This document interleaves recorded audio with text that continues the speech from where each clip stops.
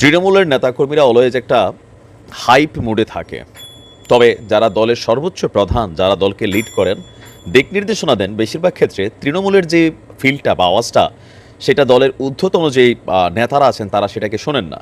এটা না শোনার একটা মেইন কারণ আছে। ধরেন আমি একজন সাধারণ কর্মী হিসেবে যেভাবে অ্যাকশন মুড চাবো অথবা যেভাবে ভায়োলেন্স মুড চাবো সরকার প্রেক্ষাপটে পট পরিবর্তনে, সেই মুডটা যদি একদম দলের হাইকমান্ড যায় তাহলে কিন্তু দল নানানভাবে বিপদে পড়বে।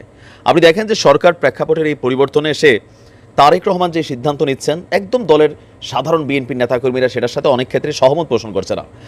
তবে আজকের দিনে এসে মির্জা ফখরুল ইসলাম তিনি যেই বক্তব্য দিয়েছেন, সেই বক্তব্যে বিএনপির লাখ লাখ নেতাকর্মী তারা হতাশ হতে যাচ্ছে। আওয়ামী লীগ সরকারকে রাজনীতি থেকে নিষিদ্ধ করা হোক, এই দাবিটা মোটামুটি বিএনপির আমার মনে হয় যে ম্যাক্সিমাম যারা নেতারা আছেন না, কর্মী লেভেলে যারা আছেন, একদম হাই অথরিটিজ না, মিডিয়াম লেভেলে যারা নেতাকর্মী আছেন, তারা সকলেই চান যে আওয়ামী লীগকে একদম নিষিদ্ধ করে দেওয়া হোক বাংলাদেশের ইতিহাসে, আর যেন রাজনীতিতে কামব্যাক করতে না পারে সেইটাকে ব্যবস্থা করা হোক। কিন্তু দল কি ভাবছে?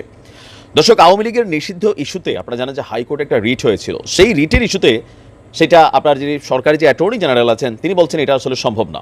আর পাশাপাশি একজন আইন উপদেষ্টা হিসাবে যিনি দায়িত্বশীল আছেন আমাদের আসিফ নজরুল সাহেব, তিনিও কিন্তু বলেছেন আওয়ামী লীগকে নিষিদ্ধ করা হোক, সেটা তিনি সমর্থন করেন না। এবার বিএনপির বক্তব্য কি? তো এই মুহূর্তে বিএনপির যিনি প্রধান মুখপাত্র, বাংলাদেশে বসে কার্যক্রম চালাচ্ছেন মির্জা ফখরুল ইসলাম আলমগীর, তাকে আজকে প্রশ্ন করা হয়েছিল যে আওয়ামী লীগের নিষিদ্ধের ব্যাপারে আসলে তার সিদ্ধান্ত কি বা দলের সিদ্ধান্ত কি। তো তিনি বলছেন যে কোনো দলের নিষিদ্ধের বিষয়টি আমরা সমর্থন করি না, বিএনপি সমর্থন করে না বলে জানিয়েছেন বিএনপির মহাসচিব মির্জা ফখরুল ইসলাম আলমগীর। গণমাধ্যমে প্রকাশিত এক সাক্ষাৎকারে আরটিভিতে এই ফিচারটা এসেছে। তিনি বলছেন, আমি কখনোই কোনো রাজনৈতিক দলের নিষিদ্ধের পক্ষে নই, আমার দলও বিএনপিও সেটা বিশ্বাস করে না। আমাদের প্রতিষ্ঠাতা জিয়াউর রহমান বহুদলীয় গণতন্ত্রের শুরু করেছেন। আগে তো আওয়ামী লীগ একদলীয় শাসন শুরু করেছিল, আমাদের নেত্রী খালেদা জিয়া সংসদীয় গণতন্ত্র শুরু করেছেন। সুতরাং কোনো দলের নিষিদ্ধের বিষয়টিকে আমরা সমর্থন করি না।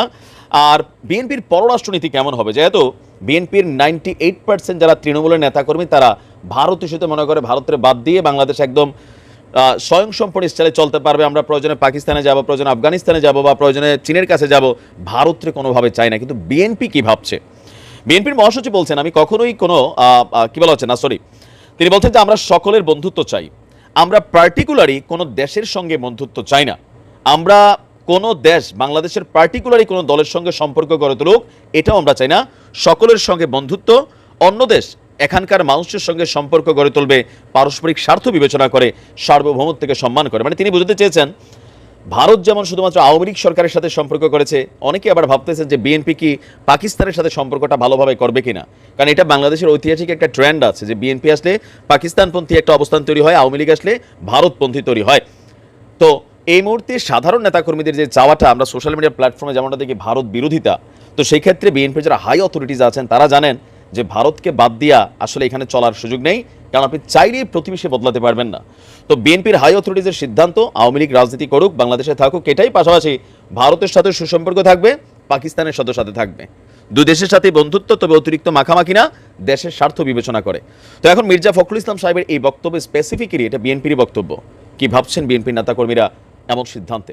কমেন্টে জানান। আসসালামু আলাইকুম।